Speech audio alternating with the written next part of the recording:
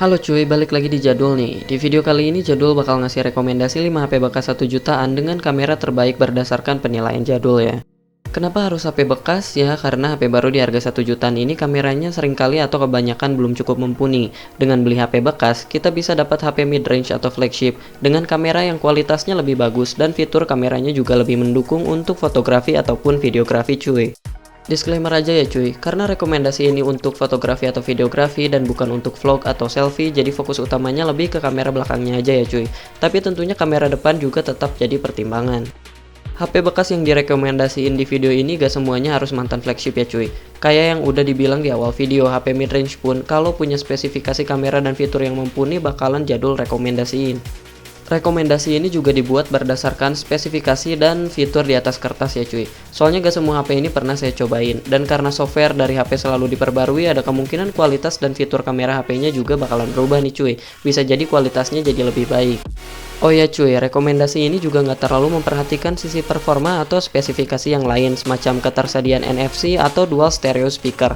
Jadi fokusnya adalah spesifikasi kamera, fitur kamera, dan spesifikasi lain yang menunjang kameranya itu. Nah sebelum kita lanjut ke rekomendasinya, jangan lupa support channel Jadul dengan subscribe channel ini dan nyalain lonceng notifikasinya ya cuy. Oke, tanpa banyak basa-basi lagi, mari kita lanjut ke pembahasannya. HP pertama yang bakal Jadul rekomendasiin adalah iPhone 7. iPhone 7 ini sekarang udah banyak yang jual di bawah 2 juta untuk versi yang paling rendahnya. Meskipun harganya masih lumayan dekat ke 2 juta sih, yaitu sekitar 1,8 juta. Walaupun ini versi yang paling rendah, tapi kameranya sih nggak terpengaruh ya cuy. Soalnya semua versi spesifikasi kameranya sama, kecuali iPhone 7 Plus yang udah 2 kamera. Tapi itu sih udah beda HP namanya. HP ini sendiri udah cukup lama rilis cuy, udah dari 5 tahun yang lalu. Chipsetnya juga udah cukup jadul karena pakai A10 Fusion. Tapi untungnya HP ini masih disupport secara software sama Apple. Jadi walaupun kameranya ditunjang sama chipset tua, tapi setidaknya secara software masih bisa optimal dengan pembaruan sistem iOS yang HP ini masih bakal dapat update iOS 15. Dengan update ini juga kualitas kameranya bisa sedikit lebih baik juga, karena biasanya ada perbaikan juga dalam update ini. Kecuali kalau Apple udah mikir kalau kamera HP ini gak bisa lebih bagus lagi. Walaupun mungkin kalau fitur kamera sih masih sama-sama aja ya, dan gak ada fitur kamera terbaru meskipun udah update. Tapi lumayan cuy, seenggaknya aplikasi kameranya udah cukup stabil. Buat spesifikasi kameranya sendiri, kamera utamanya ini single aja ya cuy, dengan resolusi 12 megapiksel f1.8 28mm. Meskipun resolusi kameranya bisa dibilang kecil untuk saat ini, tapi bukan berarti hasil kameranya bakal jelek ya cuy. Resolusi emang berpengaruh untuk kualitas foto, terutama detail, tapi percuma kalau sensornya sendiri kurang bagus atau kameranya kurang bisa menangkap cahaya dengan baik, yang ada hasilnya malah banyak noise atau malah burik. Kalau urusan menangkap cahaya bisa dilihat dari aperture-nya yang cukup besar kalau HP ini cukup mumpuni, tapi aperture besar di kamera HP berpengaruh kalau cahayanya cukup aja ya cuy. Untuk low light-nya perlu ditunjang sama software HP-nya itu sendiri dan juga LED flash. Di HP ini sendiri LED flashnya nggak kaleng-kaleng cuy, karena udah quad LED True Tone Flash. Nah kalau urusan sensor, HP iPhone selalu pakai sensor flagship cuy. Makanya walaupun resolusinya terlihat rendah, tapi hasil kamera iPhone selalu jadi salah satu yang terbaik. Sama juga buat HP ini menggunakan sensor dari Sony, ini berdasarkan informasi dari Chipworks ya. Chipworks sendiri gak sebutin model seri yang mana yang digunain sensornya ya cuy. Tapi yang jelas sensornya ini menggunakan platform Sony Exmor RS, tentunya dengan kustomisasi dari Apple-nya sendiri. Untuk fiturnya, kamera belakangnya ini udah ada autofocus dan punya optical image stabilization. Untuk mode kamera belakangnya, selain mode foto dan video yang bisa merekam 4K 30fps, iPhone 7 ini juga punya mode timelapse, mode slow-mo di 720p 240fps, mode square, dan mode panorama. Sayangnya nggak ada mode Pro di HP ini cuy, jadi buat yang doyan setting preset kameranya sendiri di HP ini gak akan bisa. Tapi justru buat kebanyakan orang mungkin hal ini gak akan jadi masalah, karena biasanya kamera HP cuma dipakai buat foto instan dan langsung update ke sosial media dengan filter-filter di sana. Atau dengan kata lain, kebanyakan orang gak mau ribet buat pakai kamera HP-nya. Asal mode autonya aja udah bagus, itu udah cukup. Selain gak punya mode Pro, HP ini juga gak punya night mode. Bukan berarti gak bisa dipakai foto malam sama sekali ya cuy. Walaupun gak ada night mode, dengan aperture-nya yang besar dan bantuan softwarenya, kualitas foto pada saat low light atau malam hari dari HP ini masih sangat lumayan. Apalagi kalau dibandingin dengan HP 1 jutaan saat ini.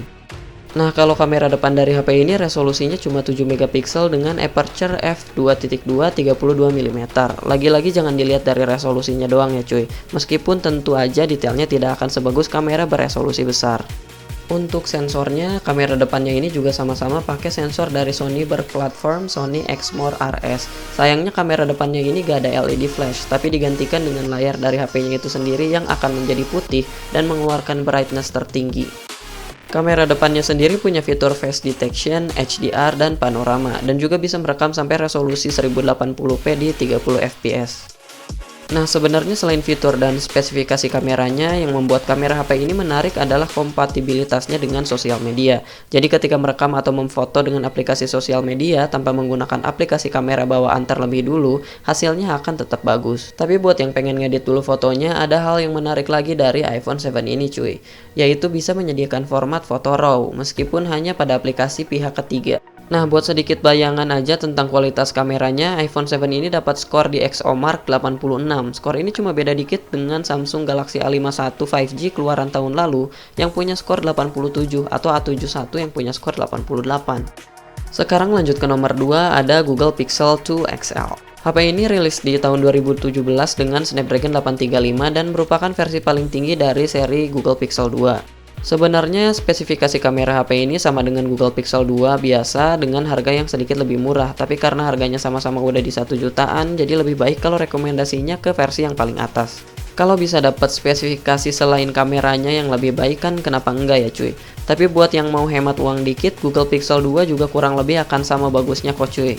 Harga Google Pixel 2 sendiri sekitar 1,8 juta, sementara Google Pixel 2 XL sekitar 1,9 juta. Kayaknya beda 100 ribu doang sih, gak akan terlalu jadi masalah ya. Untuk spesifikasi kameranya sendiri, HP ini mengusung single kamera belakang dengan resolusi 12 megapiksel atau tepatnya 12,2 megapiksel berdasarkan data GSM Arena dengan aperture f1.8 27 mm wide yang ditunjang dengan dual LED flash. Memang di atas kertas resolusi kameranya ini mirip sekali dengan iPhone 7, itulah kenapa hasil kameranya juga sama-sama bagus. Dan sama seperti iPhone 7, sensor kamera Google Pixel 2 XL berasal dari Sony nih cuy. Untuk tepatnya model sensor yang digunakan HP ini adalah Sony IMX362.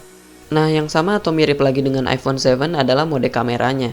Google Pixel 2 XL juga gak punya mode manual nih cuy, jadi harus pakai aplikasi kamera lain kalau mau nyoba preset manual. Mode kameranya sendiri selain foto dan video auto, ada juga mode slow-mo Full HD 120fps atau 720p 240fps, mode panorama, mode photosfere, dan mode portrait. Memang agak unik cuy, dengan lensa kameranya yang cuma satu dan resolusinya juga terbilang kecil, kamera HP ini masih bisa mengambil foto bokeh di mode portraitnya. Tentunya hal ini berkat bantuan software kameranya ya cuy. Oh iya, di mode autonya ini ada pilihan HDR plusnya juga, jadi bisa buat boost hasil fotonya sedikit lebih baik, terutama untuk urusan pengaturan pencahayaan.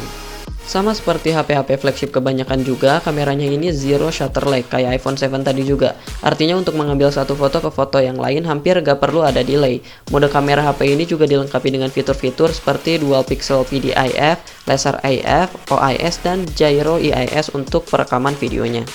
Perekaman videonya sendiri bisa sampai resolusi 4K di 30 fps dan ini masih disupport dengan EIS-nya. Untuk kamera depannya, resolusi yang digunakan 8 megapiksel aja dengan aperture f2.4 25 mm wide.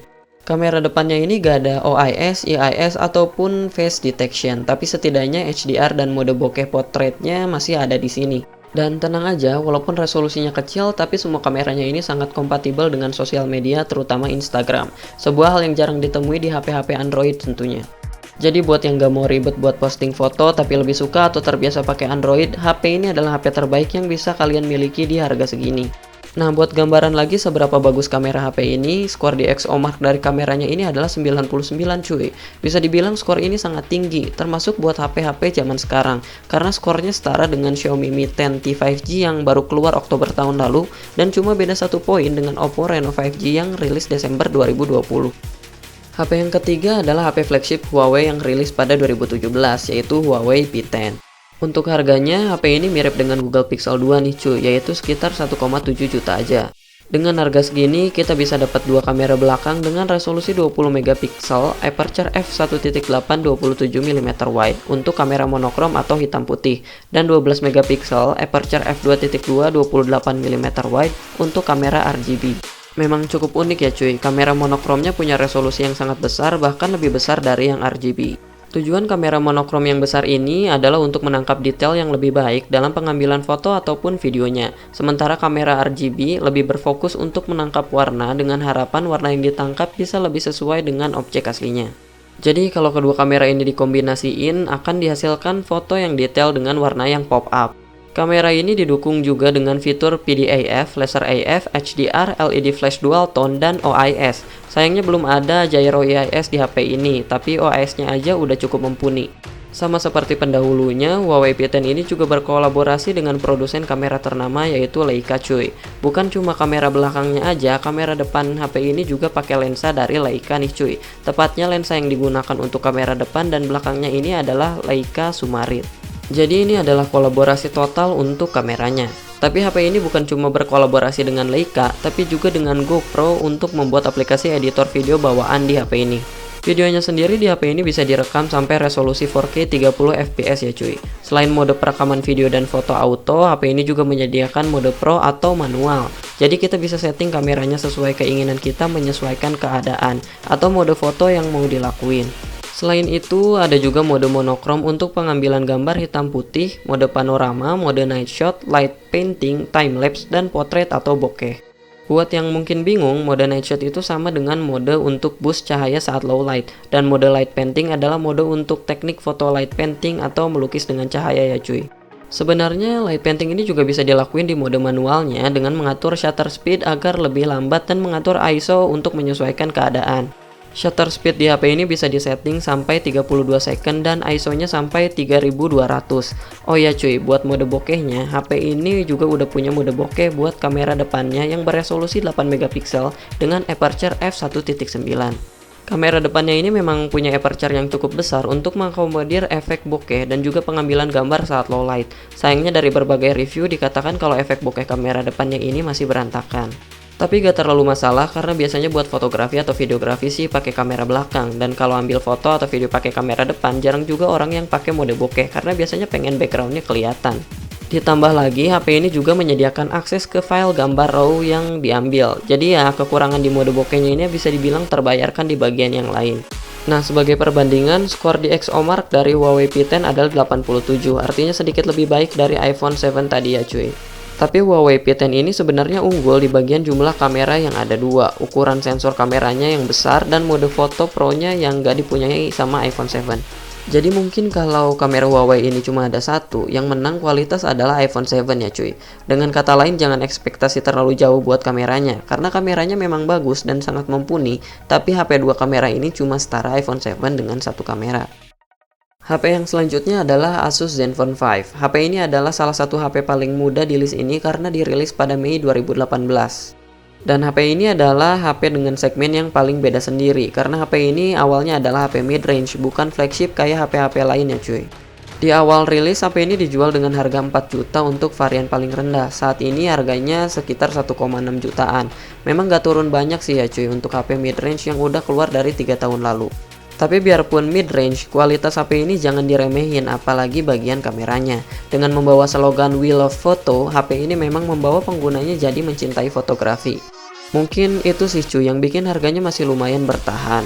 Kamera belakang HP ini sendiri ada dua cuy, dan konfigurasinya juga sangat berguna karena kamera utamanya 12 megapiksel f1.8 24mm, sementara kamera keduanya 8 megapiksel f2.0 12mm ultra wide. Kamera utama dari HP ini aja di atas kertas bisa dibilang mirip dengan iPhone 7 cuy. Apalagi HP ini udah punya dual kamera. Dan ditambah lagi kamera HP ini juga menggunakan sensor kamera flagship dari Sony yaitu Sony IMX363. Tentunya hasil kameranya di atas kertas akan sangat bagus ya cuy. Selain didukung dengan sensor kamera flagship, kamera dari HP ini juga udah lengkap secara fitur karena ada PDAF, 4-axis OIS, HDR, dual LED dual tone flash, dan gyro EIS yang bikin perekaman video di HP ini sangat stabil cuy. Perekaman video di HP ini sendiri bisa sampai resolusi 4K 30 fps ya cuy. Tapi stabilisasinya cuma aktif sampai resolusi Full HD 30 fps aja. Selain mode perekaman dan mode foto auto, tentunya HP yang mengandalkan kamera sebagai nilai jual juga punya beberapa mode lain. Ada mode Pro atau manual, mode HDR, mode potret atau bokeh, mode panorama, dan ada mode AI kamera. Mode AI kamera di HP ini gunanya buat ngenalin objek foto dan ngeboost settingan warna sama ketajaman sesuai objeknya. Jadi seharusnya gambar yang dihasilin bakalan lebih mantap cuy, terutama buat yang abis jepret mau langsung update ke sosial media. Tapi buat yang mau ngasilin karya foto dengan full sentuhannya sendiri, mode manual HP ini bisa diandalkan dengan shutter speednya yang mulai dari 1/10.000 detik sampai 32 detik, dan ISO-nya yang bisa diatur mulai dari 25 sampai 3200. Dan setelah pengambilan foto, HP ini juga menyediakan akses untuk file foto dalam format RAW cuy. Jadi bisa diedit lagi sesuai keinginan tanpa ada campur tangan software fotonya lebih dulu. Nah, selain fitur tadi, HP ini juga punya fitur buat bikin Zenmoji, emoji yang kayak di HP iPhone atau Samsung. Tapi tentunya fitur ini cuma tersedia di kamera depannya aja yang punya resolusi 8 megapiksel dengan aperture f2.0 dan focal length 24 mm. Selain bikin Zenmoji, kamera depannya ini juga bisa merekam sampai resolusi Full HD 30 fps dan udah disupport dengan gyro EIS juga. Jadi udah lumayan buat dipakai sambil jalan-jalan atau bikin vlog, apalagi kamera depannya juga punya konfigurasi yang cukup wide.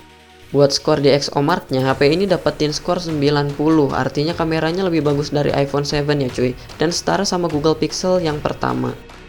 Nah, HP terakhir yang ada di list ini adalah Sony Xperia XZ2 Premium. Sama seperti Zenfone 5, HP ini juga dirilis pada 2018, tapi bedanya adalah HP ini merupakan HP flagship cuy, karena spesifikasinya yang flagship termasuk chipsetnya yang pakai Snapdragon 845. Walaupun sama-sama dari 2018 dan HP ini adalah HP flagship, tapi justru sekarang harga jual HP ini jauh lebih murah dari Zenfone 5, yaitu di harga 1,5 jutaan. Bahkan udah cukup banyak yang jual di bawah harga itu cuy. Tentunya ini karena HP ini adalah HP limbah Jepang ya cuy. Oh ya cuy, sebelumnya jangan sampai salah ya, karena Sony Xperia XZ2 ini ada yang versi biasa dan ada yang versi premium. Kalau yang versi biasa kamera belakangnya cuma satu ya cuy. Nah kalau yang premium ini kamera belakangnya ada dua, jadi harusnya kualitas fotonya juga bakal lebih bagus. Konfigurasi kamera dari kamera Sony Xperia XZ Premium ini adalah 19 megapiksel kamera utama dengan sudut wide, aperture-nya f1.8 dan focal length-nya 25 mm.